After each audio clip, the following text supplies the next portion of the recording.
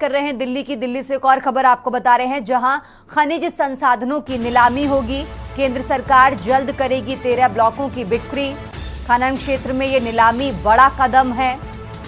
खनन क्षेत्र में बड़ा बदलाव, खुलेगा विकास का रास्ता। जस्ता, हीरा और तांबे के ब्लॉकों की नीलामी होगी। दिल्ली से खबर आपको बता रहे हैं, सरकार ने शुरू की अन्वेषण लाइसेंसों की पहली नीलामी। केंद्र सरकार ने खनन क्षेत्र में निवेश बढ़ाने का फैसला लिया। आपको बता दें, जल्द बिकेंगे 13 प्रमुख खनिज ब्लॉक। निवेशकों की नजर, पहली बार इतने बड़े स्तर पर खनिज नीलामी होगी। तो दिल्ली से खबर आपको बता रहे हैं, पहली बार इतने बड़े स्तर पर खनिज नीलामी होने वाली है। राजधानी दिल्ली से अहम जानकारी आपको बता रहे हैं।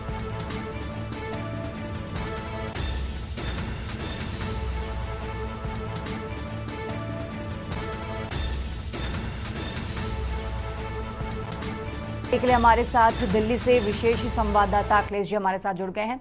अखिलेश जी, पहली बार इतने बड़े स्तर पर खनिज नीलामी होने वाली है, निवेशकों की नजर है, क्या कुछ पूरी जानकारी आपके पास दर्शकों को बताएं?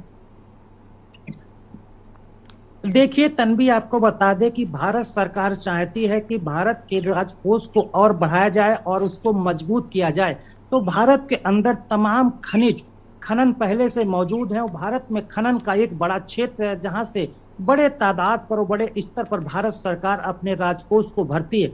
भारत सरकार अपने समय समय पर खनिज खननों को लगातार खनिज पदार्थों को लो, जो भी खनिज है, चाहे वो हीरा हो, जस्ता हो और मिनरल, तमाम तरह के खनिज हैं, उनके जो ब्लॉक्स हैं वो भारत सरकार के साथ मौजूद हैं। भारत सरकार के खनन मंत्रालय की तरफ से फैसला किया गया है कि वो अब आगामी दिनों में 13 खनन जो ब्लॉक हैं उनके नीलामी करेगी, ताकि उससे बड़े स्तर पर पैसा आ सके और भारत सरकार के राजकोष में जमा हो सके।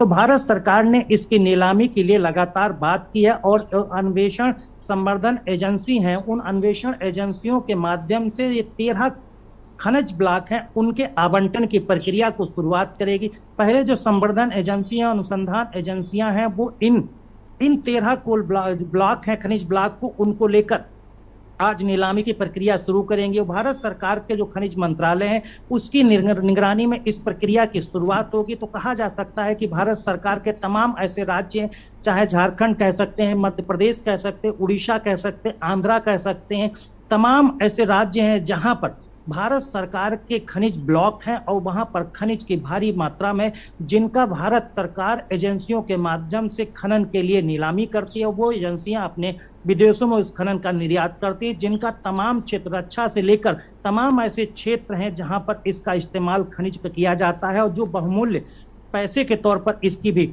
नीलामी होती है और इसका पैसा बहुत भारी मात्रा में सरकार के पास कोष में जमा होता है। तो एक तो भारत का राजकोष मजबूत होता है, दूसरा भारत के अंदर जमीन में मौजूद खनिजों के माध्यम से भारत सरकार अपने को मजबूत करने की दिशा में बढ़ती है और दूसरे देशों को निर्यात भी करती है, ताकि वाणिज्य व्यापार की दिशा में भारत और मजबूत हो सके। बिल्कुल अखिलेश जी, आप हमारे साथ बने रहिए, हम आगे भी आपसे जानकारी लेते रहेंगे। और